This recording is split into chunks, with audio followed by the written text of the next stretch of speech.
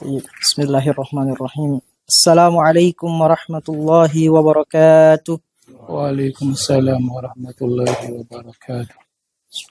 إن الحمد لله نحمده ونستعينه ونستغفره ونعوذ بالله من شرور أنفسنا وسيئات أعمالنا. من يهده الله فلا مضل له ومن يضلل فلا هادي له. أشهد أن لا إله إلا الله وحده لا شريك له وأشهد أن محمدا عبده ورسوله.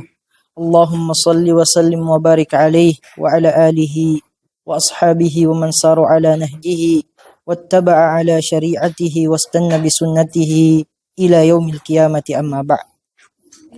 Jamaah yang dirahmati oleh Allah Subhanahu wa taala, alhamdulillah kita kembali sama-sama bersyukur kepada Allah Subhanahu wa taala atas segala limpahan rahmatnya, segala limpahan nikmatnya yang Allah Subhanahu wa taala senantiasa karuniakan kepada kita semua, nikmat iman, nikmat Islam, nikmat kesempatan, nikmat memanfaatkan waktu untuk mempelajari hak-hak Allah Subhanahu wa taala, untuk mempelajari kewajiban-kewajiban kita kepada Allah Subhanahu wa taala. Ini merupakan nikmat yang sangat besar yang Allah Subhanahu wa taala senantiasa karuniakan tidak kepada semua manusia, namun dengan izin Allah Subhanahu wa taala Allah karuniakan kepada kita semua, khususnya yang hadir di majlis di malam hari ini.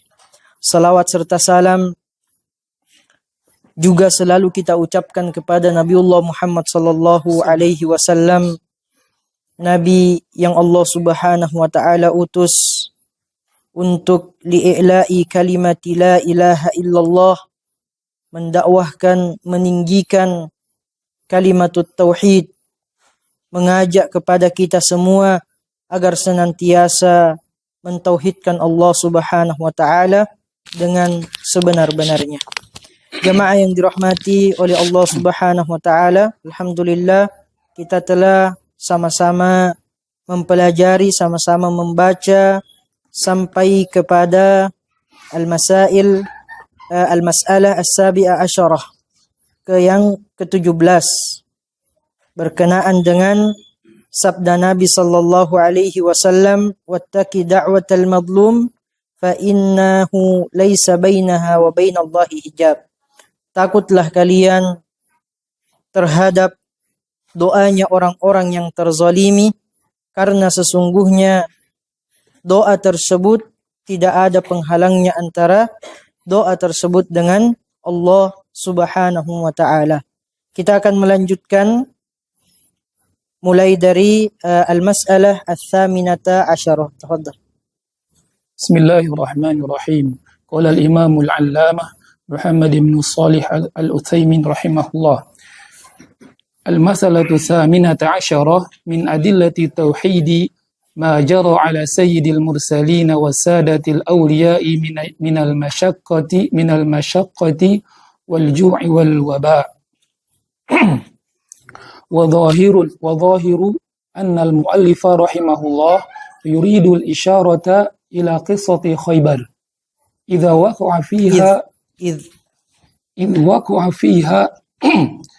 وقع فيها في عهد النبي صلى الله عليه وسلم جوع عظيم حتى إنهم أكلوا الحمير والثوم. وأما الوباء فهو ما وقع في عهد علي رضي الله عنه. وأما المشقة فظاهرة ووجه كون ذلك من أدلة التوحيد أن الصبر والتحمل في مثل هذه الأمور يدل على إخلاص الإنسان في توحيده وأن قصده الله، ولذلك صبر على البلاء. Naam, ats-tsaminata asyarah. Poin yang ke-18, ikhwan dirahmati oleh Allah Subhanahu wa taala, yang harus kita perhatikan di bab ad-du'a ila syahadati alla ilaha illallah, min adillatit tauhid ma jara ala sayyidil mursalin wa sadatil awliya minal masyaqqati wal ju'i wal waba. Di antara dalil-dalil tauhid adalah perkara-perkara yang menimpa pemimpin para rasul, yaitu Nabi Muhammad sallallahu alaihi wasallam, wasadatil auliya, dan pemimpin-pemimpin para wali. Yang dimaksud di sini adalah sahabat-sahabat Nabi sallallahu alaihi wasallam. Mereka adalah wali-walinya Allah Subhanahu wa taala karena mereka adalah hamba-hamba setelah para nabi yang paling bertakwa kepada Allah Subhanahu wa taala. Apa yang menimpa mereka? Minal masyaqqati wal ju'i wal waba. Kesulitan, ujian-ujian yang Allah Subhanahu wa taala senantiasa berikan kepada mereka. Wal ju', kelaparan yang pernah menimpa mereka. Begitupun al-waba, wabah penyakit yang pernah Allah Subhanahu wa taala timpakan kepada mereka. Syekh Muhammad ibn Saleh Al-Utsaimin rahimahullahu taala menjelaskan perkataan dari Syekh Muhammad ibn Abdul Wahhab rahimahullahu taala. Waz-zahir anna al-muallif rahimahullahu taala yuridul isyarata ila qissati Khaybar. Berkenaan dengan peristiwa kelaparan yang pernah menimpa Nabi sallallahu alaihi wasallam dan para sahabatnya, al-muallif di sini ingin atau mengisyaratkan kepada kita menjelaskan tentang satu kejadian pada perang Khaybar. Satu kejadian pada perang Khaybar. Idh waqa'a fiha fi ahdin Nabi sallallahu alaihi wasallam ju'un azim. Karena pada masa Nabi sallallahu alaihi wasallam, khususnya di perang Khaybar tersebut, terjadi kelaparan yang sangat dahsyat yang menimpa Nabi dan menimpa para sahabat-sahabat Nabi sallallahu alaihi wasallam. Sampai-sampai dikisahkan di dalam sejarah tersebut, ikhwan yang dirahmati oleh Allah Subhanahu wa taala, hatta innahum akalu al-khumra wath-thawm. Sampai-sampai mereka memakan keledai dan bawang putih. Ya, ini diceritakan. Ini yang dimaksud oleh Syekh Muhammad ibn Abdul Wahhab tentang kelaparan yang pernah menimpa Nabi sallallahu alaihi wasallam dan para sahabatnya, yang menunjukkan kuatnya tauhid mereka kepada Allah Subhanahu wa taala. Wa ammal waba, adapun ikhwan dirahmati oleh Allah Subhanahu wa taala, wabah, penyakit yang pernah menimpa sahabat-sahabat Nabi sallallahu alaihi wasallam, fahuwa ma waqa'a fi ahdi Ali radhiyallahu an. Terjadi di masa kepemimpinan kekhalifaan sahabat Nabi sallallahu alaihi wasallam yang mulia, Ali ibn Abi Talib radhiyallahu taala anhu. Jadi pernah terjadi wabah. Ini juga ujian yang datangnya dari Allah Subhanahu wa taala yang menimpa hamba-hamba yang paling bertakwa kepada Allah Subhanahu wa taala. Ya. Bukan berarti hamba yang bertakwa itu tidak akan diuji oleh Allah Subhanahu wa taala. Bahkan semakin bertakwa seorang hamba, maka semakin besar ujiannya yang akan datang dari Allah Subhanahu wa taala. Ya, sebagaimana kita ketahui bersama, ikhwan dirahmati oleh Allah Subhanahu wa taala, bahwa para nabi adalah hamba-hamba Allah Subhanahu wa taala yang ujiannya paling besar dibandingkan manusia-manusia yang lainnya. Asyaddun nasi bala'an al-anbiya. Kata Nabi sallallahu alaihi wasallam. Manusia yang paling besar ujiannya adalah para nabi. Orang yang semakin besar ketakwaannya kepada Allah, semakin besar juga ujiannya di sisi Allah Subhanahu wa taala. Ini sejalan dengan firman Allah Subhanahu wa taala, la yukallifullahu nafsan illa wus'aha. Allah tidak akan memberikan ujian, beban kepada satu jiwa pun melebihi batas kemampuannya untuk menerima ujian tersebut. Semakin sabar, semakin besar ujiannya. Siapa manusia yang paling sabar? Para nabi-nabi Allah Subhanahu wa taala. Dan siapa di antara mereka yang paling bersabar, yang paling besar sifat sabarnya? Sayyidul Mursalin, Nabi Muhammad sallallahu alaihi wasallam. Wa ammal masyaqqah. Adapun berkenaan dengan al-masyaqqah, kesulitan, fazahirah. Maka ini jelas ikhwan yang dirahmati oleh Allah Subhanahu wa taala. Kalau kita kembali kepada as-sirah, kembali kepada sejarah, betapa banyak kesulitan yang dihadapi oleh Nabi sallallahu alaihi wasallam. Betapa banyak kesulitan yang dihadapi oleh sahabat-sahabat Nabi sallallahu alaihi wasallam. Ini semua merupakan ujian yang datangnya dari Allah Subhanahu wa taala. Kemudian beliau menjelaskan wa wajhu kauni dzalika min adillati tauhid. Jadi segi penetapan perkara-perkara tersebut sebagai dalil tauhid, ya, sebagai dalil tauhid, anna as-sabra wat tahammula fi mithli hadhihi al-umur yadullu ala ikhlasil insan fi tauhidihi. Bahwa kesabaran, wat tahammul, dan ketabahan, kesabaran dan ketabahan dalam menghadapi perkara-perkara, dalam menghadapi ujian-ujian yang datangnya dari Allah Subhanahu wa taala, ini menunjukkan keikhlasan tauhid seseorang. Ini menunjukkan keikhlasan tauhid seseorang. Dan bahwa tujuannya hanya Allah Subhanahu wa taala. Wa anna qasdahu Allah. Tujuannya hanya Allah Subhanahu wa taala. Dia yakin, seyakin-yakinnya bahwa segala perkara yang menimpanya, apapun bentuknya, apakah itu merupakan kenikmatan dari Allah Subhanahu wa taala ataupun sebaliknya ujian yang datangnya dari Allah Subhanahu wa taala, maka itu semua merupakan kehendaknya Allah Subhanahu wa taala. Kalau itu merupakan kenikmatan, maka mereka sikapi dengan bersyukur, maka menjadi pahala bagi mereka.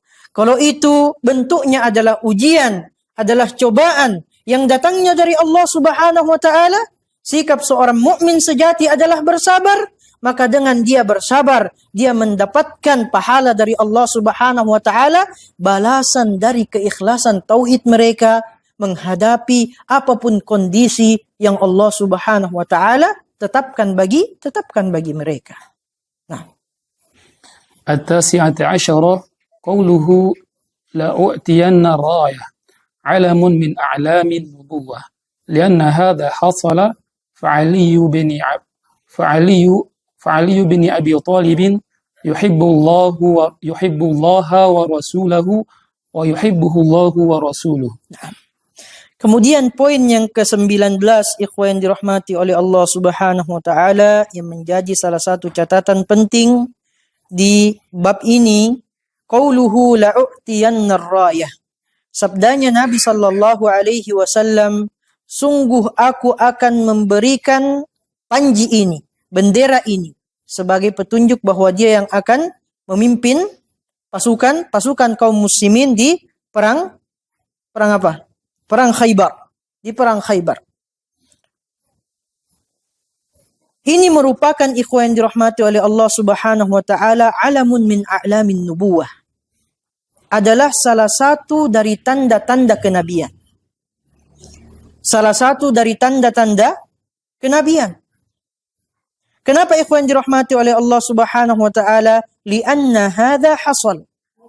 Karena ini benar-benar terjadi. Benar-benar terjadi.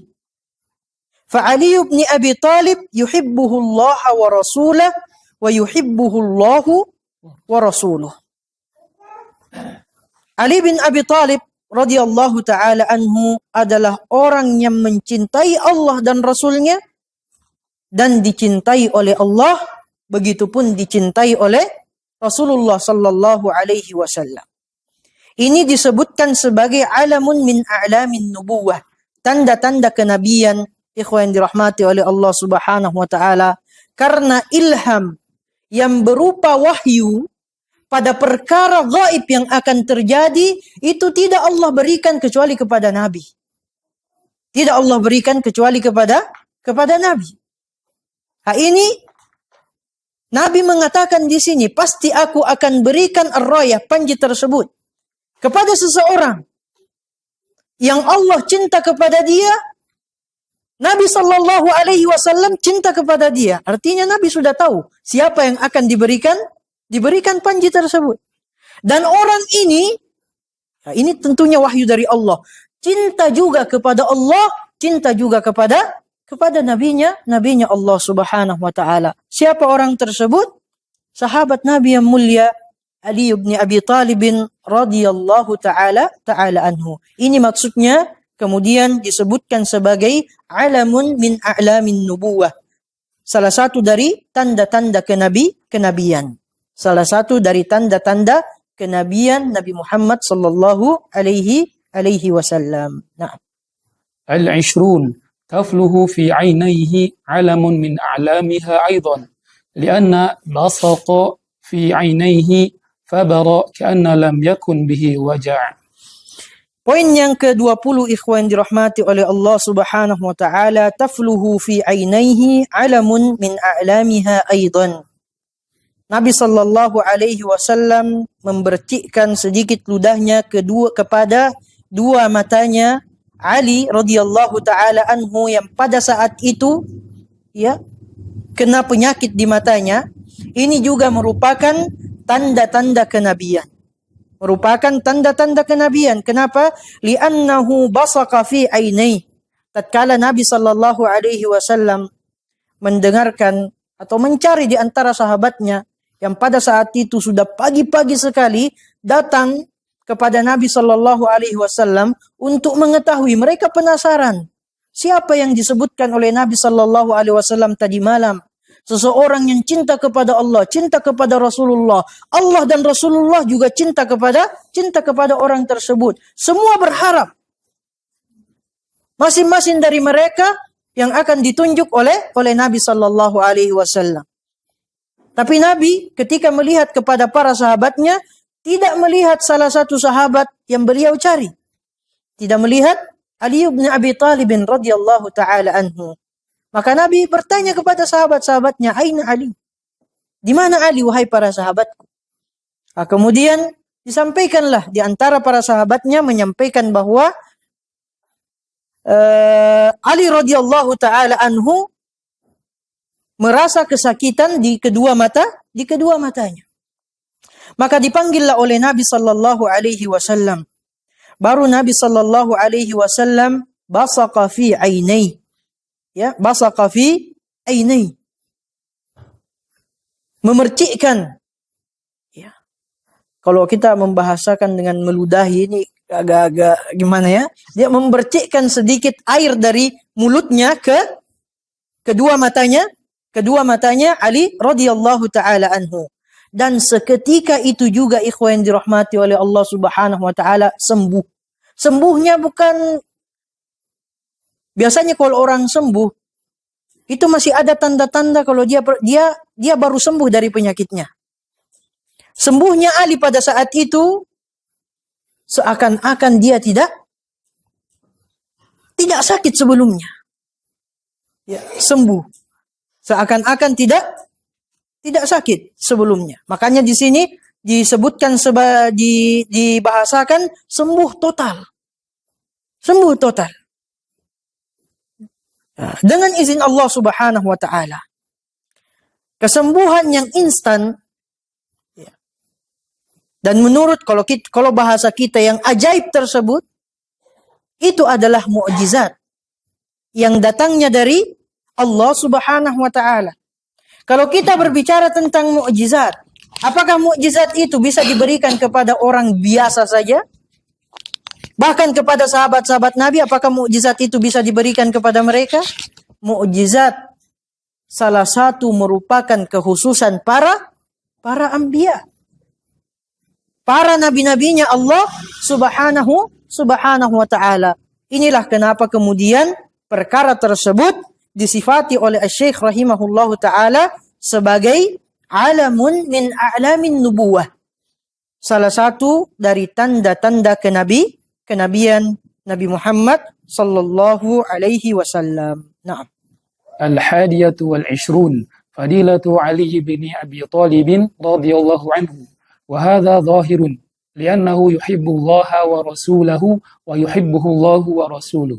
Naam, al-hadiyata wal ishrun. Poin yang ke-21, ikhwan yang dirahmati oleh Allah Subhanahu wa taala, di dalam riwayat tersebut menjelaskan kepada kita juga tentang bagaimana kemuliaan sahabat Ali bin Abi Talib radhiyallahu taala anhu.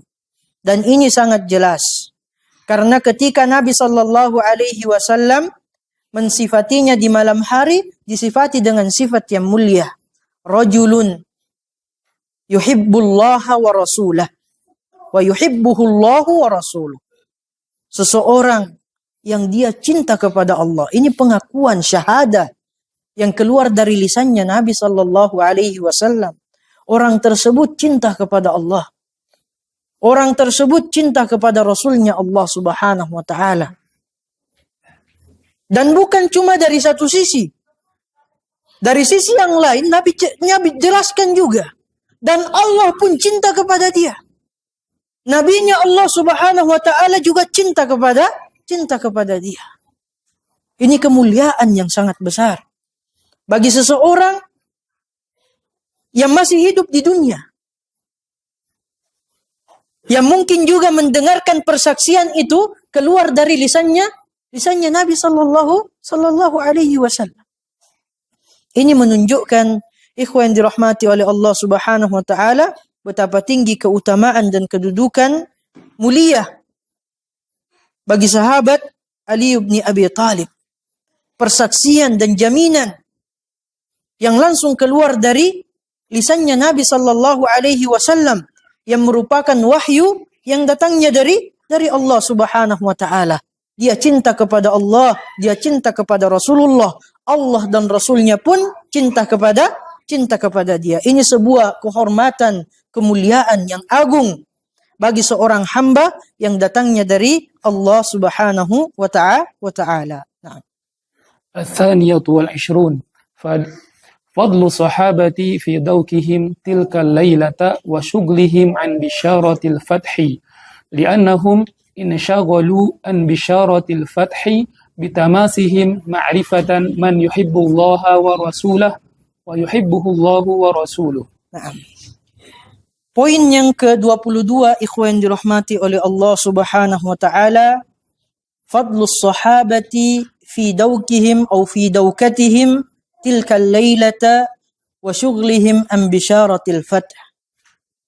Keutamaan sahabat-sahabat Nabi sallallahu alaihi wasallam menunjukkan betapa tingginya cita-cita sahabat-sahabat Nabi sallallahu alaihi wasallam.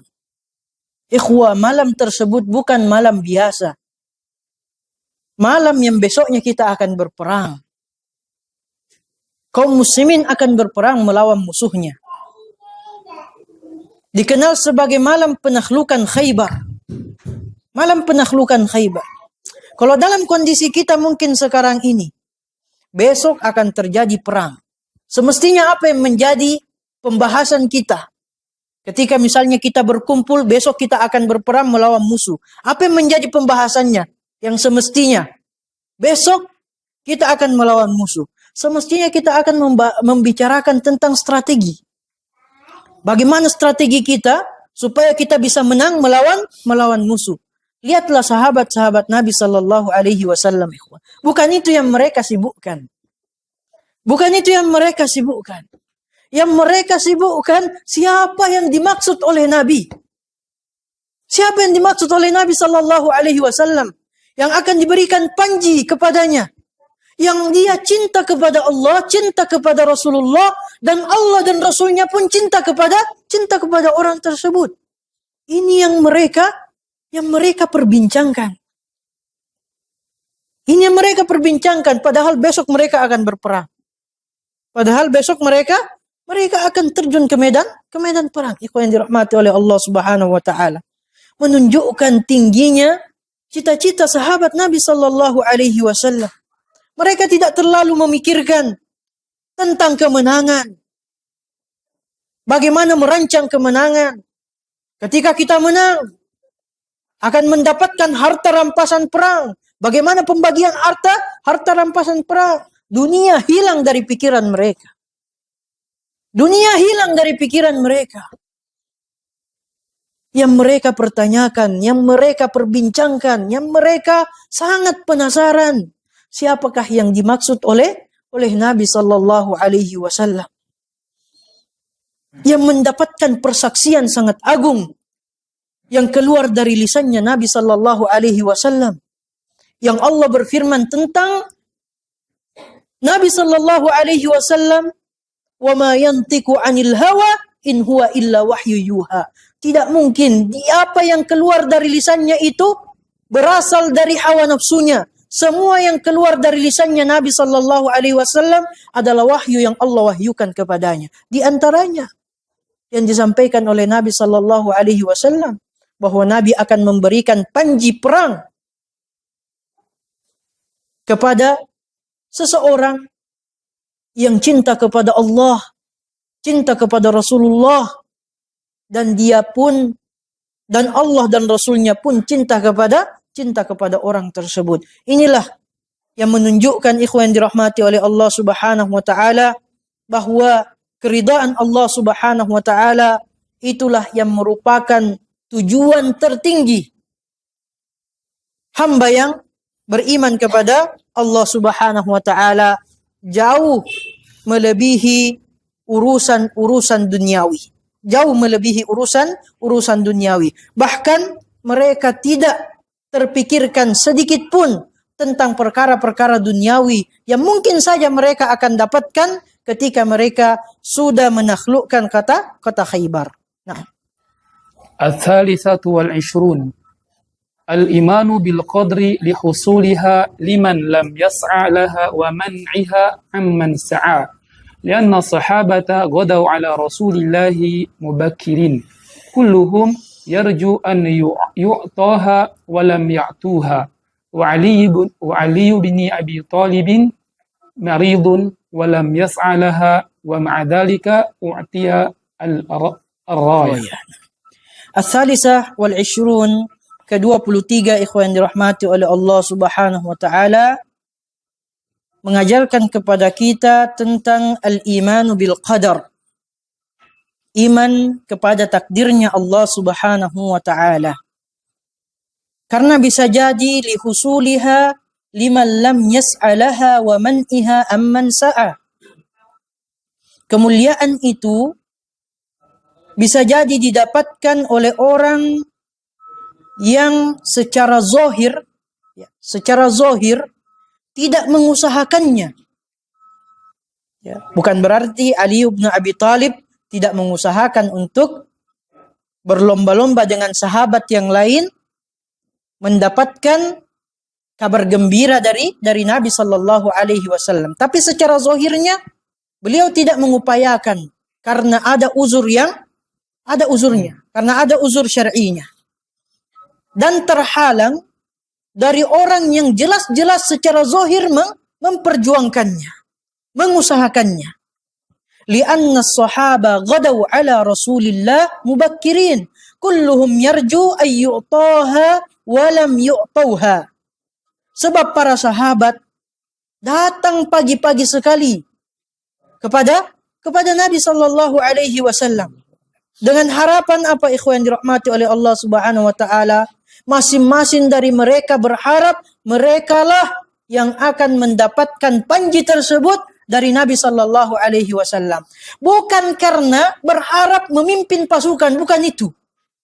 Bukan itu tujuannya. Bukan itu tujuan utamanya. Tapi yang diberikan panji ini Nabi sifati. Sifat inilah yang mereka kejar. Persaksian dari Nabi inilah yang mereka kejar. Hamba tersebut cinta kepada Allah, cinta kepada Rasulullah. Allah cinta kepada dia, Rasulullah cinta kepada dia. Bukan karena mengharapkan dia menjadi pemimpin pasukan. Bukan itu yang menjadi tujuan utamanya. Tapi tujuan utamanya persaksian dari Nabi Sallallahu Alaihi Wasallam. Semua sahabat pagi-pagi padahal mereka begadang semalaman memperbincangkan siapakah yang dimaksud oleh Nabi SAW. Di pagi harinya mereka berboyong-boyong datang, berbondong-bondong datang kepada Nabi Sallallahu Alaihi Wasallam. Semua berharap akan diberikan panji tersebut. Namun tidak ada satupun di antara mereka yang diberikan. Yang tidak datang malah ditanyakan oleh Nabi Sallallahu Alaihi Wasallam, "Aina Ali bin Abi Thalib?" Di mana Ali? Di mana Ali? Barulah kemudian didatangkan Ali radhiyallahu taala anhu. Padahal kalau kita lihat secara zahir ikhwah yang dirahmati oleh Allah Subhanahu wa taala, di sini disebutkan oleh Syekh, ya, Ali bin Abi Thalib sedang sakit dan tidak mengupayakannya. Dan tidak mengusahakannya secara zahir. Namun bersamaan dengan itu, siapa yang diberikan panji tersebut? Yang diberikan panji tersebut adalah sahabat yang mulia Ali bin Abi Thalib. Ya, kita harus beriman kepada takdirnya Allah Subhanahu wa taala. Nah. الرابعة والعشرون الأدب في قوله على رسلك ووجهه أنه أمره بالتمهل وعدم التسرع بالتمهل وعدم التسرع. Nah. Ke-24 ikhwan yang dirahmati oleh Allah Subhanahu wa taala, adab yang diajarkan oleh Nabi sallallahu alaihi wasallam. Dan adab ini sangat penting dalam medan dakwah dan medan jihad. Adab yang diajarkan oleh Nabi sallallahu alaihi wasallam dan ini sangat penting untuk kita lakukan di medan jihad, begitupun di medan dakwah. Pada sabda Nabi sallallahu alaihi wasallam, ala rislik, pergilah dengan tenang, bergeraklah dengan hati-hati. Bergeraklah dengan hati-hati. Pelajarannya ikhwan dirahmati oleh Allah Subhanahu wa taala, ini merupakan perintah untuk bersikap tidak terburu-buru. Untuk bersikap tidak tergesa-gesa. Untuk bersikap tidak terburu-buru, tidak tergesa-gesa. Dan ini ikhwan dirahmati oleh Allah Subhanahu wa taala penting sekali. Dalam medan dakwah, begitupun medan jihad. Salah satu rukun dakwah dengan hikmah, atau salah satu perkara yang bisa merusak dakwah disampaikan dengan hikmah adalah al-ajalah. Adalah al-ajalah wat taish. Al-ajalah terburu-buru. Terburu-buru menginginkan langsung hasil ketika dakwanya sudah dia sampaikan. At-taish disampaikan dengan sembrono. Ini di antara perkara yang merusak dakwah secara hikmah. Maka di antara pelajaran yang bisa kita dapatkan dari nasihat Nabi sallallahu alaihi wasallam kepada sahabat yang mulia Ali bin Abi Thalib, beliau menasihatkan tetap tenang. Jangan tergesa-gesa. Karena dalam konteks ini ikhwan dirahmati oleh Allah Subhanahu wa taala, dalam konteks jihad, tujuannya bukan hanya sekedar menghancurkan musuh. Bukan hanya sekedar itu saja. Tetapi lebih daripada itu sebenarnya yang diharapkan adalah menyampaikan hidayah, menyampaikan risalah dakwah yang dibawa oleh Nabi Muhammad sallallahu alaihi wasallam. Dan ketenangan, semakin seseorang tenang, ikhwan dirahmati oleh Allah Subhanahu wa taala, kemungkinannya untuk berpikir jernih itu lebih besar. Kemungkinannya untuk berpikir jernih lebih besar. Dan kemungkinannya untuk bertindak dengan lebih hikmah lagi lebih besar. Dan menyampaikan pesan Islam dengan cara yang benar itu lebih besar dibandingkan kita terburu-buru, dibandingkan kita tergesa-gesa. Maka Nabi mengajarkan konsep yang sangat penting yang harus selalu kita terapkan, baik itu di medan dakwah, begitupun di medan jihad. Sehingga kita termasuk dari firman Allah Subhanahu wa taala, "Ud'u ila sabili rabbika bil hikmah." Ajaklah manusia kepada jalannya Allah Subhanahu wa taala dengan hikmah. Dengan hikmah. Karena salah satu perkara utama yang bisa merusak seseorang berdakwah dengan hikmah adalah al-ajalah. Sebagaimana disampaikan oleh Al-Imam Ibnul Qayyim rahimahullahu ta'ala di dalam kitabnya Madarijis Salikin. Wa addaduha wa muhawalatu hadmiha al-jahlu wal-ajalatu wat-taish. Atau al-jahlu wat-taish wal-ajalah. Dan lawan dari dakwah secara hikmah, atau perkara yang bisa merusak dakwah secara hikmah disampaikan adalah yang pertama al-jahl, ketidaktahuan, kejahilan. Kemudian at-taish, sembrono menyampaikan pesan. Tidak teratur. Tidak diatur strateginya. Kemudian wal ajalah, tergesa-gesa. Ini merusak dakwah yang disampaikan. Kerusakan yang dihasilkan lebih besar daripada maslahat yang diharapkan. Maka penting sekali ikhwan dirahmati oleh Allah Subhanahu wa taala, berdakwah begitupun berjihad dibangun di atas basirah, dibangun di atas ilmu. Naam. Satu lagi.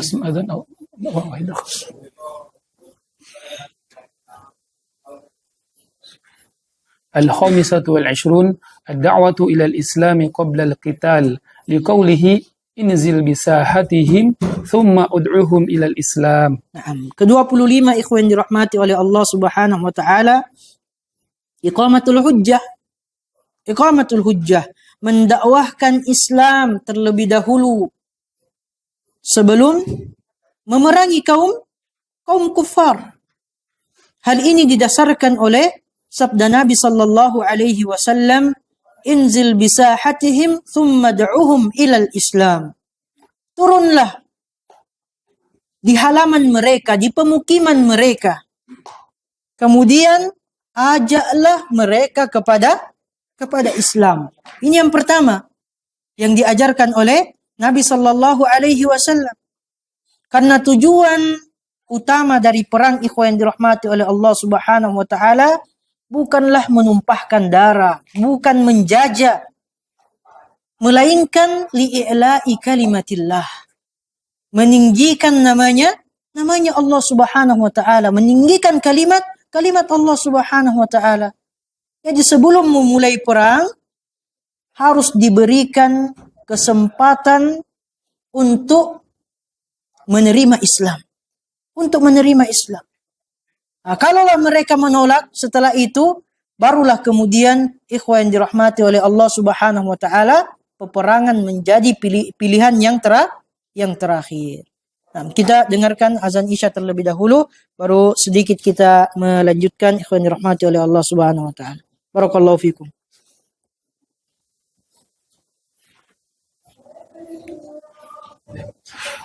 As-sadisata wal 'ishrun annahu masyru'un liman du'u qabla dhalika wa qutilu. Naam. Bismillah wassalatu wassalamu ala Rasulillah wa ala alihi wa ashabihi wa man wala amma ba'd. As-sadisatu wal 'ishrun, poin yang ke-26, ikhwan dirahmati oleh Allah Subhanahu wa taala, ini menekankan poin yang sebelumnya. Annahu masyru'un liman du'u qabla dhalika wa qutilu.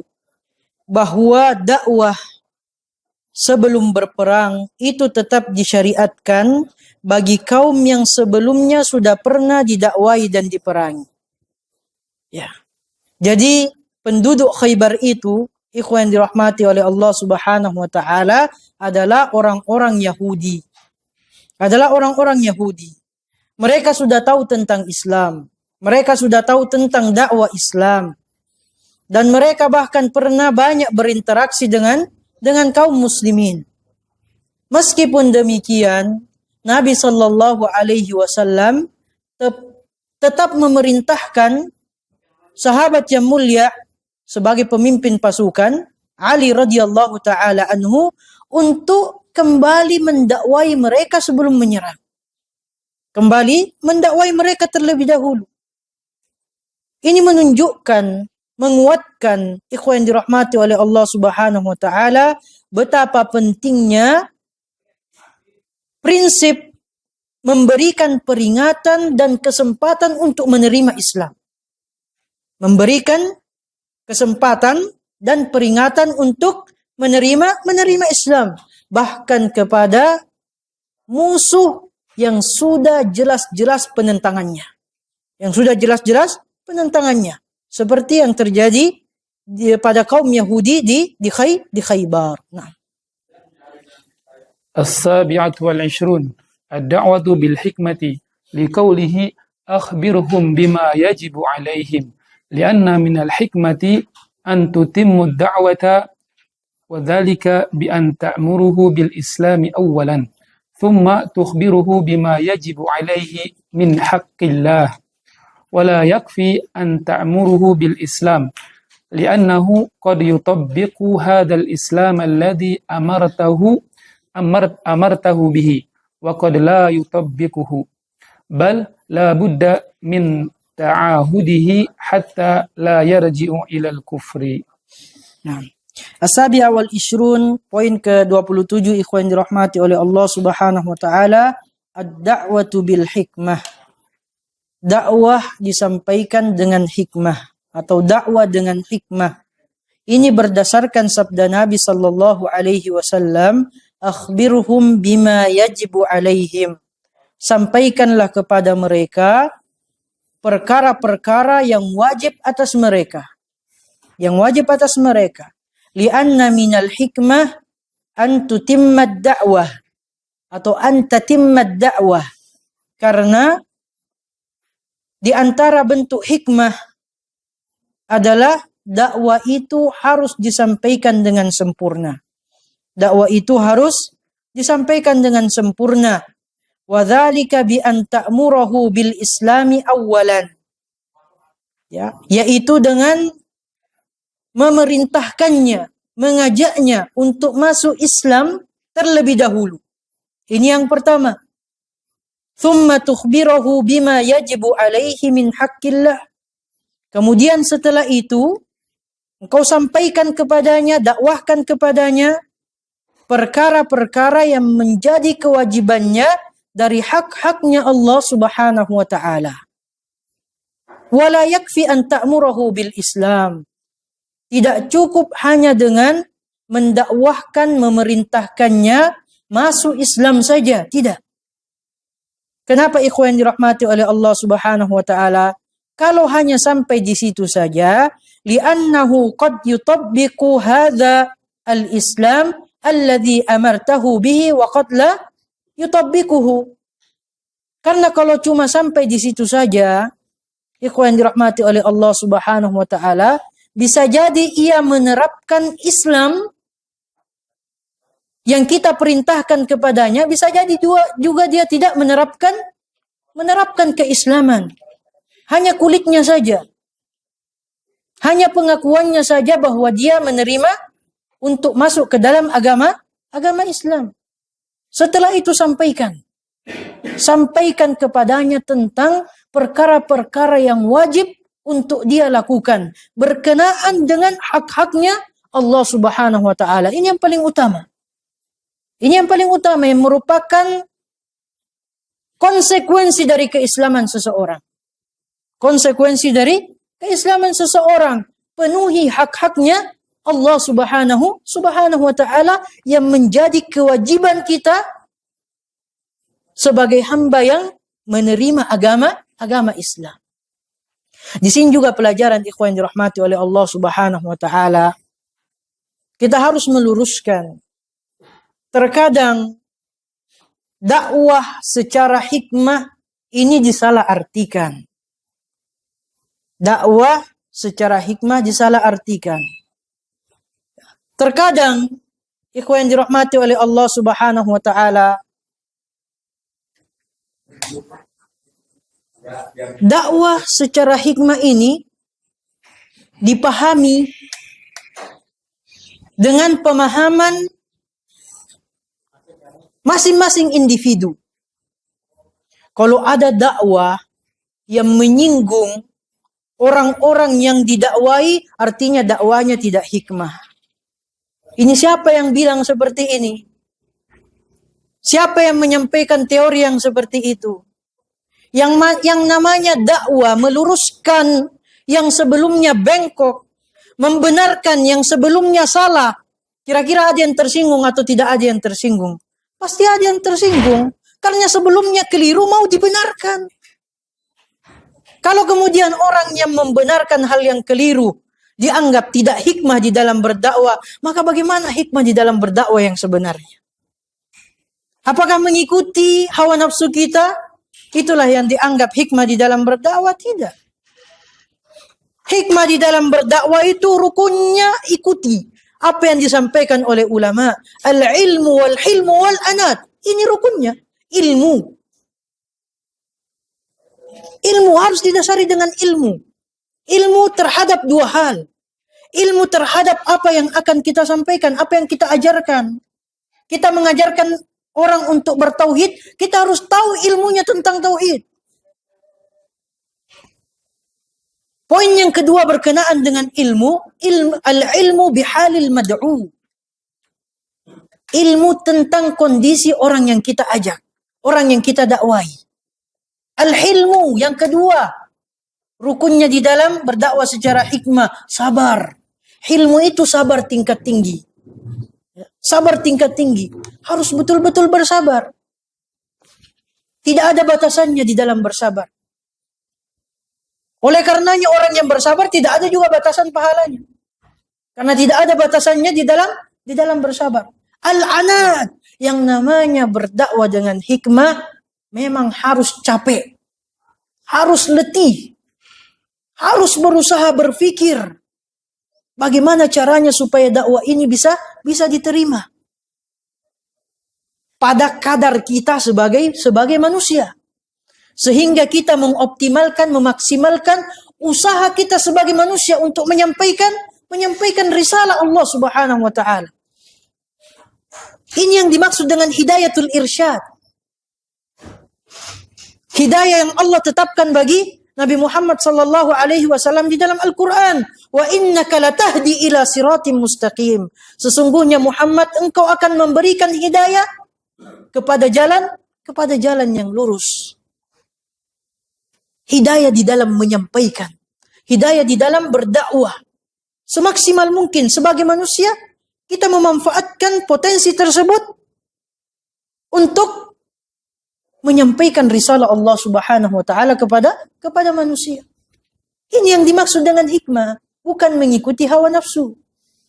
Ada orang yang melakukan kesyirikan, kemudian kita dakwahkan tauhid kepadanya sehingga dia tersinggung, antum tidak hikmah di dalam berdakwah. Terus kalau orang melakukan kesyirikan, selain diajak bertauhid, mau diajak apa juga yang lain untuk dia meninggalkan kesyirikannya? Harus diajak kepada tauhid. Orang yang melakukan bid'ah, diajak untuk apa? Sehingga dia meninggalkan perkara-perkara bid'ah yang dia lakukan. Harus diajak kepada sunnah. Harus diajak kepada sunnah. Apakah dia tersinggung atau tidak tersinggung? Semoga dengan ketersinggungannya, dia berpikir, menggunakan akal sehatnya, menerima kebenaran. Dan inilah yang disebut dengan hidayatut taufik.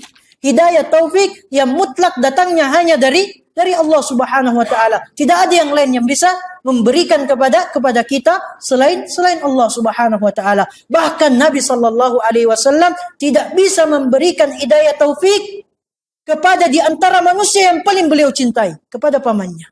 Innaka la tahdi man ahbab. Wahai Muhammad, sesungguhnya engkau tidak akan bisa memberikan hidayah, yang dimaksud di sini hidayah taufik, bahkan kepada orang yang paling engkau cintai sekalipun. Walakinnallaha yahdi man yasha. Akan tetapi hidayah taufik itu hanya Allah berikan kepada siapa saja yang Allah kehendaki. Naam, ikhwan dirahmati oleh Allah Subhanahu wa taala. Lanjut. الثامنة والعشرون المعرفة بحق الله في الإسلام تؤخذ من قوله وأخبرهم بما يجب عليهم من حق الله تعالى فيه. Naam, ke-28 ikhwan dirahmati oleh Allah Subhanahu wa taala, mengetahui hak Allah di dalam Islam. Nah, Islam itu sendiri kita harus mengetahui hak-haknya Allah Subhanahu wa taala, dan ini diambil dari sabdanya Nabi sallallahu alaihi wasallam, wa akhbiruhum bima yajibu alaihim min haqqillahi ta'ala fi.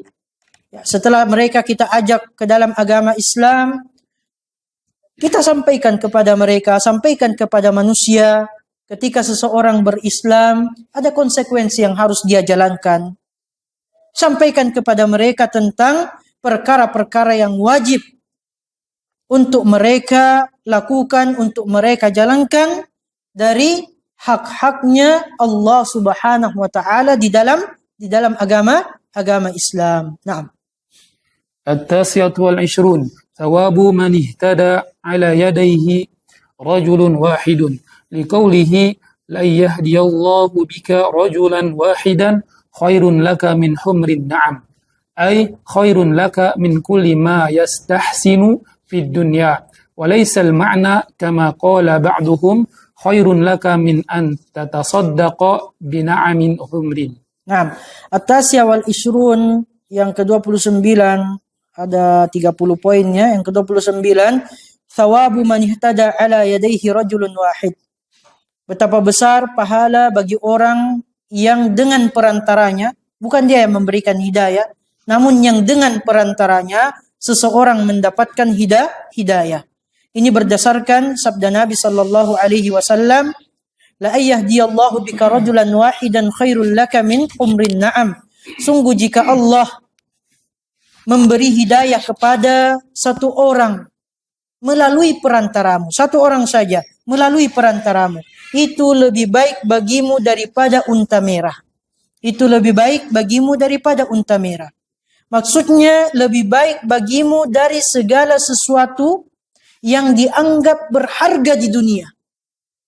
Apapun yang kita anggap berharga di dunia, tidak ada yang lebih berharga atau nilai ketika dengan perantara kita seseorang mendapatkan hidayah, itu jauh lebih berharga dibandingkan apapun yang berharga di dunia, yang sifatnya duniawi.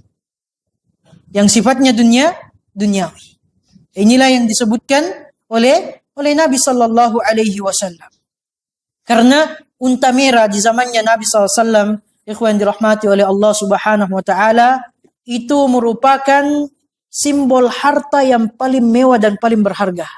Ya, jadi dia merupakan simbol harta yang paling mewah dan paling berharga. Nabi sallallahu alaihi wasallam menegaskan, bahkan Nabi sallallahu alaihi wasallam bersumpah bahwa nilai hidayah bagi satu orang jauh melampaui, jauh melebihi nilai harta dunia termahal sekalipun. Termahal sekalipun. Dan ikhwan dirahmati oleh Allah Subhanahu wa taala, walaisal ma'na kama qala ba'duhum. Dan maknanya bukan seperti yang dikatakan sebagian orang ketika memaknai hadis yang mulia ini. Apa maknanya khairul laka min humrin na'am? Mereka sebagian mengatakan khairul laka min an tatasaddaq bina'amin khumrun. Artinya lebih baik bagimu daripada engkau bersedekah dengan unta merah. Tidak, lebih daripada itu. Lebih daripada itu. Jadi perbandingannya bukan dengan ketika seseorang mensedekahkan senilai dengan unta merah. Lebih daripada itu. Lebih daripada sekedar sedekah. Lebih daripada sekedar sedekah. Yang terakhir. الثلاثون الحلف على الفتيا لقوله فوالله لأن يهدي الله إلى آخر الحديث فقسم النبي صلى الله عليه وسلم وهو لم يستقسم والفائدة هي حثه على أن يهدي الله به والتوكيد عليه ولكن لا ينبغي الحلف على الفتيا إلى لمصلحة وفائدة لأنه قد يفهم السامع أن المفتي لم يحلف إلى لا شك عنده عنده والإمام أحمد رحمه الله أحيانا يقول في إجابته أي والله والله وقد أمر الله رسوله بالحلف في ثلاثة مواضع من القرآن في قوله تعالى ويستنبئونك أحق هو قل إي وربي إنه لحق وفي قوله تعالى زعم الذين كفروا أن لن يبعثوا قل بلى وربي لتبعثن وفي قوله تعالى وقال الذين كفروا لا تأتينا الساعة قل بلى وربي لتأتينكم فإذا كان في القسم مصلحة إبداء أو جوابا لسؤال جزا وربما يكون مطلوبا. Poin yang terakhir ikhwan yang dirahmati oleh Allah Subhanahu wa taala di bab ini, poin yang ke-30, al-halifu 'alal futya, bersumpah atas sebuah fatwa atau jawaban hukum ketika ditanyakan tentang hukum sesuatu. Liqaulihi, berdasarkan sabda Nabi sallallahu alaihi wasallam, fa wallahi la ayyahdiyallahu ila akhiril hadis. Sungguh demi Allah, sungguh jika Allah Subhanahu wa taala memberikan hidayah sampai di akhir hadis. Fa aqsama an-nabiy sallallahu alaihi wasallam wa huwa lam yustaqsam. Nabi sallallahu alaihi wasallam bersumpah di hadis yang mulia ini padahal beliau tidak diminta untuk bersumpah. Tidak diminta untuk bersumpah. Wal faidah hiya hathuhu ala ayyahdiyallahu bih. Faidahnya, ikhwan dirahmati oleh Allah Subhanahu wa taala, adalah untuk memotivasi Ali, untuk mendorong Ali radhiyallahu anhu agar ia bersemangat di dalam menyampaikan dakwah, sehingga Allah Subhanahu wa taala memberikan hidayah melalui perantaranya.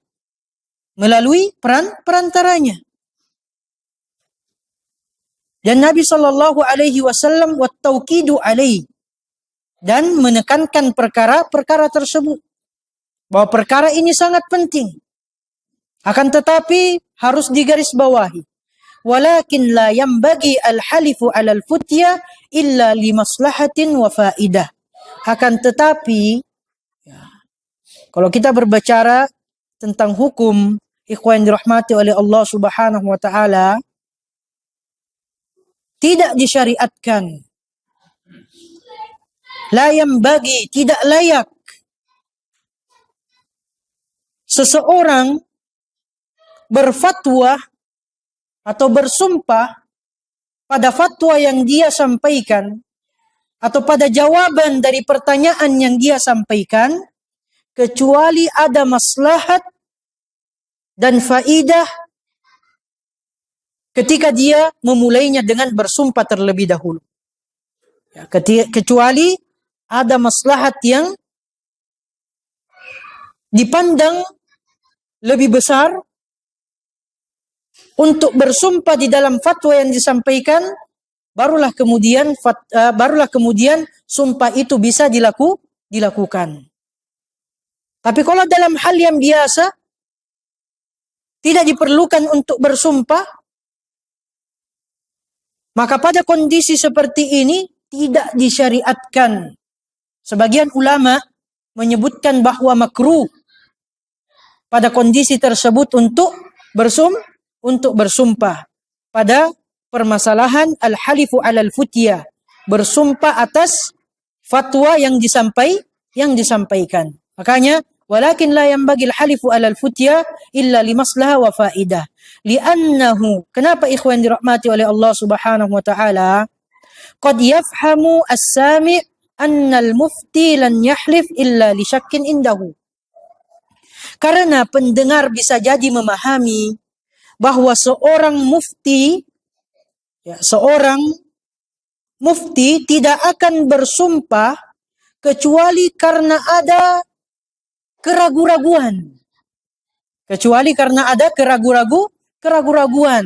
Ini kalau terbiasa ketika berfatwa menyampaikan sumpah. Atau misalnya sudah terbiasa bersumpah ketika menyampaikan fatwa. Pada satu atau dua kondisi dia tidak bersumpah dalam fatwa yang dia sampaikan, orang akan ragu dengan jawabannya. Kenapa? Karena menyelisihi kebiasaannya. Nah, ini makna al-mukhalafah dari apa yang disebutkan oleh Asy-Syaikh di sini. Jadi bisa dipahami keraguan-raguan. Wal Imamu Ahmad rahimahullahu taala, di sini dibawakan Imam Ahmad rahimahullahu taala terkadang berkata di dalam jawabannya, ahyanan yaqulu fi ijabatihi i wallah, ketika menjawab pertanyaan tentang agama. Di awalnya beliau tidak bersumpah. Tapi ketika ditanyakan kembali, ditakkid kembali kepada beliau, beliau menjawab, "I wallah." Betul, demi Allah seperti itu. Seperti itu jawaban yang benar. Untuk menekankan bahwa kebenaran ada di atas jawaban tersebut. Ada di atas jawaban tersebut. Dan kebanyakannya pada perkara-perkara yang seperti ini, ikhwan dirahmati oleh Allah Subhanahu wa taala, yang ulama kita bersumpah dengan jawabannya itu pada perkara-perkara akidah. Itu pada perkara-perkara akidah. Bukan pada perkara-perkara yang memang diperselisihkan di antara para ulama. Ya, di antara para ulama. Imam Ahmad di sini biasa i wallah wa qad amara Allahu rasulahu bil halifi fi thalathati mawadi'a min al-Qur'an. Dan Allah Subhanahu wa taala memerintahkan nabinya sallallahu alaihi wasallam untuk bersumpah di 3 tempat di dalam Al-Qur'an. Di 3 tempat di dalam Al-Quran. Fi qawlihi ta'ala. Yang pertama di dalam surah Yunus ayat 53. Wa yastanbi'unaka ahakkun hu. Kul i wa rabbi innahu lahaq.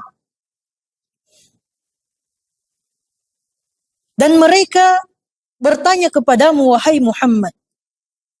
Bertanya kepada Nabi Muhammad sallallahu alaihi wasallam. Apakah benar azab Allah itu ada? Apakah benar azab Allah itu ada? Maka Allah Subhanahu wa taala perintahkan kepada Nabi Muhammad sallallahu alaihi wasallam, "Qul i wa rabbi innahu lahaq." Katakanlah Muhammad, betul demi Tuhanku sesungguhnya azab Allah itu benar adanya. Untuk menepis keraguan-raguan orang yang mengingkari adanya azabnya Allah Subhanahu wa taala. Nabi diperintahkan untuk untuk bersumpah dalam perkara-perkara ini. Di satu tempat yang lainnya di dalam surah At-Taghabun ayat 7, za'ama alladhina kafaru alla yub'atsu. Orang-orang kafir menyangka mereka tidak akan dibangkitkan kembali setelah mati. Mereka tidak akan dibangkitkan lagi setelah mati. Maka Allah Subhanahu wa taala perintahkan kepada Nabi Muhammad, "Qul bala wa rabbi latub'atsun." Katakanlah wahai Muhammad, tidak demikian, demi Rabbku kalian pasti akan dibangkitkan. Kalian pasti akan dibangkitkan. Di satu tempat yang lainnya lagi, ikhwan dirahmati oleh Allah Subhanahu wa taala, di dalam surah Saba, wa qala alladziina kafaru la ta'tina as-saa'ah. Orang-orang kafir berkata, hari kiamat tidak akan datang kepada kami. Hari kiamat tidak akan datang kepada kami. Allah perintahkan kepada Nabi Muhammad, "Qul bala wa rabbi la ta'tiyannakum." Katakanlah Muhammad kepada mereka, tidak demikian, demi Allah, demi Rabbku, hari kiamat pasti akan datang kepada kalian. Perkara-perkara yang agung, ikhwan dirahmati oleh Allah Subhanahu wa taala, tentang kebenaran wahyunya Allah Subhanahu wa taala, tentang kebangkitan, tentang hari kiamat. Perkara-perkara yang sifatnya aqdiyah, yang ditentang oleh orang-orang, khususnya yang tidak beriman kepada Allah Subhanahu wa taala, sampaikan bahkan dengan bersumpah atas nama Allah Subhanahu wa taala. Jadi ikhwan dirahmati oleh Allah Subhanahu wa taala, maka di sini disebutkan oleh Asy-Syaikh, fa idza kana fil qasami maslahatun ibtidaan au jawaban li su'al, maka di dalam sumpah itu ada maslahat, baik itu sebagai permulaan, sebagai ibtidaan di sini artinya dia tidak diminta. Ya, tapi dia melihat bahwa dalam perkara tersebut maslahatnya besar ketika dia sampaikan dengan bersumpah atas nama Allah Subhanahu wa taala, au jawaban li su'al, atau sebagai jawaban atas pertanyaan. Sebagai jawaban atas pertanyaan, maka kata Asy-Syaikh Muhammad ibn Shalih Al-Utsaimin rahimahullahu taala, jaza dzalika, itu diperbolehkan, wa rubbama yakunu matluban, bahkan terkadang bisa jadi perkara tersebut dituntut atau dianjurkan. Ikhwan dirahmati oleh Allah Subhanahu wa taala, inilah poin-poin yang sama-sama kita sudah pelajari bersama di bab ad-du'a'u ila syahadati alla ilaha illallah. Insyaallah di pertemuan berikutnya kita akan masuk ke bab yang lebih menekankan lagi kepada kita, mengingatkan lagi kepada kita tentang makna dari tauhid, makna dari syahadatu alla ilaha illallah. Babnya adalah babu tafsirit tauhid wa syahadati alla ilaha illallah. Penjelasan atau tafsir tauhid dan syahadat la ilaha illallah. Semoga Allah Subhanahu wa taala senantiasa membimbing kita semua, memberikan taufiknya, hidayahnya kepada kita semua, sehingga kita bisa berjalan di atas siratal mustaqim, sebagaimana yang selalu kita minta kepada Allah Subhanahu wa taala berkali-kali, bahkan berpuluh kali di dalam solat-solat kita, ihdinas siratal mustaqim, jalan yang diridhoi oleh Allah Subhanahu wa taala dengan mengikuti petunjuk Nabiullah Muhammad sallallahu alaihi wasallam. Hadza wa sallallahu wa sallam wa baraka ala nabiyyina Muhammadin wa ala alihi wa sahbihi wa sallama tasliman katsira. Allahumma anfa'na bima 'allamtana wa 'allimna ma yanfa'una ya rabbal alamin. Allahumma inna nas'aluka ilman nafi'a wa rizqan thayyiba wa 'amalan mutaqabbala. Subhanakallahumma bihamdik, asyhadu an la ilaha illa anta astaghfiruka wa atubu ilaik. Wassalamu alaikum warahmatullahi wabarakatuh. Barakallahu fikum.